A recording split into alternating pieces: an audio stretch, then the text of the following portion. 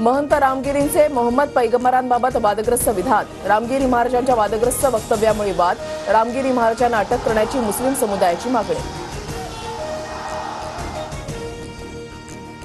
गुन्हा दाखल झालेल्या रामगिरी महाराजांच्या कार्यक्रमाला मुख्यमंत्री शिंदेंची हजेरी, महाराष्ट्रामध्ये संतांच्या केसालाही धक्का लावण्याची हिंमत कोणी करू नये, मुख्यमंत्री शिंदेंचं वक्तव्य. आम्ही संत परंपरेतील हिंदू, नवीन संत हे संत नव्हे तर महाराष्ट्राला लागलेले जंत, शरद पवार गटाच्या जितेंद्र आव्हाडांचं वक्तव्य. लाडकी बहीण योजनेचे दिलेले पैसे परत घेतले जाणार नाहीत, कोण माईचा लाल असं बोलत असेल तर जीभ हासडून काढेन, रवी राणा आणि महेश शिंदेनी केलेल्या वक्तव्यानंतर अजितदादांची तंबी.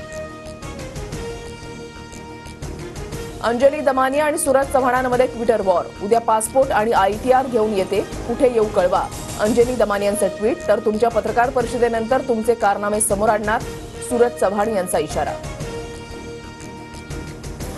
महाराष्ट्र विधानसभेची निवडणूक दिवाळीनंतर होण्याची शक्यता, पाऊस आणि सणांमुळे महाराष्ट्र विधानसभेची निवडणूक लांबणीवर, मुख्य आयुक्त राजीव कुमार यांची माहिती.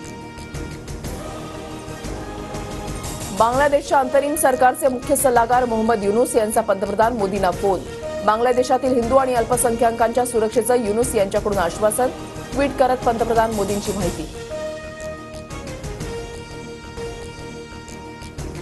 रेल्वेच्या तिन्ही मार्गांवर उद्या मेगा ब्लॉक, मध्य रेल्वे मार्गावर CSMT ते बदलापूर, पश्चिम रेल्वे मार्गावर सांताक्रूज ते गोरेगाव आणि हार्बरवर CSMT ते चुनाभट्टी ब्लॉक असणार.